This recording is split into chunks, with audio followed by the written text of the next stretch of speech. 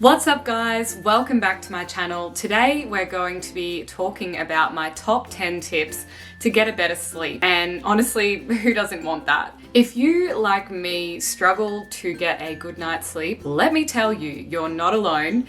It's honestly been something that's troubled me almost my whole life. Even my mum said I used to be a really crap sleeper when I was a little kid. That was until I tried and looked into a bunch of natural sleep hacks to get myself to fall asleep faster and to stay asleep longer. So let's start it off with tip number 1. Regulate your sleep pattern. That means being consistent, which is picking a time that's practical for you to fall asleep every night and really trying to stick to it as well. That also means getting up at a similar time every day if that's something that works for you and your work schedule. For me, I am a 6 a.m. riser. I used to go to a 6:15 in the morning gym class, although we can't do that at the moment. So if I want to get in a full 7 hours of sleep, I need to be in bed by 11 o'clock and feeling really well rested, no screen time, and off to sleep.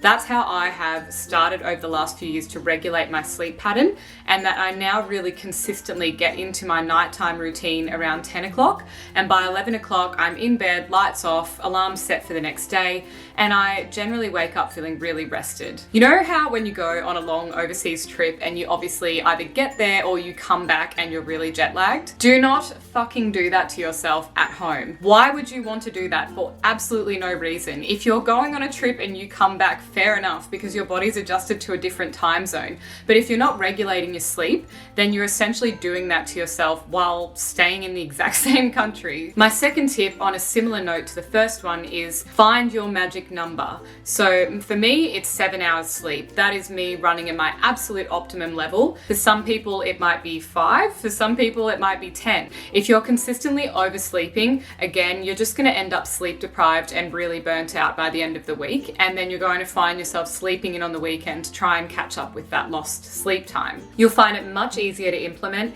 and you won't be feeling like you need a nap come 3 o'clock or on the weekend that you're just lazing around on the couch because you simply don't have energy. Tip number 3 is to get some vitamin D or sunshine. If you can get outside for around 2 hours a day, that will be giving you the right amount to inform your internal body clock, or our circadian rhythm, which has been proven to reduce the amount of time it takes to fall asleep by up to 80%. If you struggle to get outside, there are vitamin D supplements you can take, but nothing's going to beat just getting outside and getting some sunshine. Tip number 4 is a pretty obvious one, but it's ditch the blue light exposure. That means throwing down your devices at least an hour before going to bed. We all say that we're going to do it, and then we don't. We're still sitting there watching TV or uploading an Instagram story or doing something on our phone, even if it's just replying to a text. Unless you have night mode selected, dark mode selected, and you've really just turned off all the other lights in your house, you're still going to be getting that blue light exposure from your screen, and it will make it harder for you to fall asleep. Number 5 might be easier said than done, but it's to cut out the afternoon coffee. I used to do this a lot. I would have my morning coffee when I started the day before my morning meetings, and then I'd reach for another one around 3 p.m. when you get that standard slump feeling. But this is actually really to your detriment, because caffeine can hang around in the system for up to 6 to 8 hours after consumption. So it's still going to be spiking our energy for that entire time. So if you can, I would definitely recommend ditching it for a herbal tea, something like cinnamon or peppermint.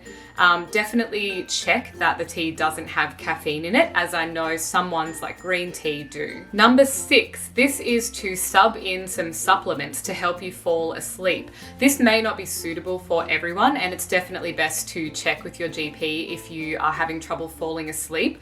But some ones that work for me are magnesium, or even a magnesium pillow spray, and also melatonin if I'm really struggling. Now, magnesium is definitely just available on the shelf, and you can get a really high quality one that will help ease your muscles and cramps in the body. And I actually feel like this is one supplement that actually really works, and it just makes my whole body feel a lot more relaxed, and I'm getting less aches and pains, so it's easier to fall asleep. Melatonin, on the other hand, you will need a prescription for, and it really should only be used on the nights when you're really struggling to fall asleep. I wouldn't recommend developing any kind of reliance on sleeping tablets or sleeping products like that. Number Number 7 is to ditch the drinks. And yes, that means that midweek wine, even though it might only be one glass, alcohol can definitely cause disruption to our sleeping patterns, and it can also lead to snoring. So don't be that person. Try and have a few weeks off with no alcohol during the week, and I really think you're going to find that your sleeping will be much less disrupted. I always found that if I had a glass of wine, or definitely a big night out on the weekend, that my sleep was absolutely rubbish, and I really do contribute that to the alcohol. I find that it's just in your system, and it is a poison at the end of the day, so our systems are working overtime to get it out, and also you're going to have to wake up and go to the bathroom, so there's that as well. Number 8 is to sort out your situation. And what I mean by that is, what is the environment like that you're hoping to fall asleep in? And obviously it's your home, so you do have control over some of these factors. For me, it is having really soft sheets. I am a little bit of a princess when it comes to bedding, so I sleep on 1200 thread count sheets. I find them so soft and luxurious to glide on into, so that makes my bed very appealing. Something else is having a really good quality pillow. A couple of years ago, my physio recommended to me to get a latex pillow. They're a little bit more solid, so it might take some time to get used to, but I feel like my neck is so much better supported because I'm a side sleeper. So I would really recommend looking into getting a really good quality pillow. Since you're sleeping on it every night, it's definitely worth the investment. Something extra you can have if you really do have trouble sleeping, or sleeping in certain scenarios, like when there's too much light or too much noise, are just some really basic sleep aids. So for example, a sleep mask. I actually made these, they're my brand. I was going to launch this company, but then the world kind of fell apart this year, but they're called Moonlighter sleep masks. It's kind of like a bra for your face, I would say. They're this kind of cup shape, and it really just sits on the eyes without pressing on your lashes or on your eyes. My rental that I moved into not long ago has so many windows, which is great for all the natural lighting, but not so great for someone who doesn't want to be kept up by the moonlight or the sunlight, either way. Anyway, if you want to get your hands on one of these masks, you are welcome to DM me on Instagram and I will send one out to you. Another simple sleeping aid is earplugs. I have these ones that come with the little masks that I made. They just come in a little clippy travel case that you can take with you, and they're just simple foam earplugs. And I think these are really helpful because, again, if you're sensitive to noise, like for example, on a Wednesday for me here, the garbage truck goes down the street throwing everyone's recycling out, and it's unbearably loud for me. It always wakes me up. I just don't want to be woken up half an hour before my alarm goes off, so I put in earplugs on that specific night. Also, if I were traveling on an airplane or something and I really just want to get that few hours of sleep in before arriving to my destination, I would 100% use a sleep mask and earplugs. So there's no reason to not use those things at home as well. Tip number 9 is to get a relaxation routine. You want to be giving your body those natural cues that it's time to wind down.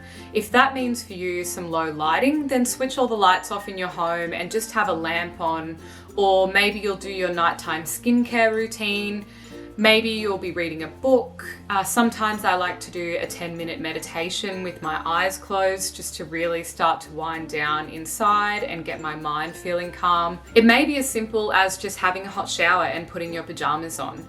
But whatever it is, you really should try and set an evening routine that's as consistent as your sleep and wake times. And that will really just start to inform your body that it's time to calm down and get ready for bed. Tip number 10 is getting some regular exercise. I feel like I should have put this as tip number 1 at the start, because no one wants to think about exercising after just talking about a whole bunch of relaxing things. But anyway, exercise is so important. It's not only important for your cardiovascular health, but it's really proven to reduce the amount of wakefulness that you're feeling, and it's guaranteed to get you a better night of sleep. Most importantly to mention on the exercise note though is the time of day that you're exercising, as exercising, similar to caffeine, is also also a stimulant to the body, and you'll need a certain amount of time after doing physical activity to calm down. For me, working out in the morning works the best because not only am I getting up earlier, so I'm tired earlier in the evening, but I also just feel like I have my most energy to expend in the morning, and I really just want to relax when I get home from work in the evening. So that's it. These have been my top 10 sleep hacks for getting a better night's sleep in the most natural way possible. If you end up incorporating any of these tips or you've got any of your own, please leave them in the comments below. I'd love to read what you guys think. And if you did like this video, please give it a big thumbs up, hit the subscribe button and tick the little notification bell on, and I will see you in my next video. Bye.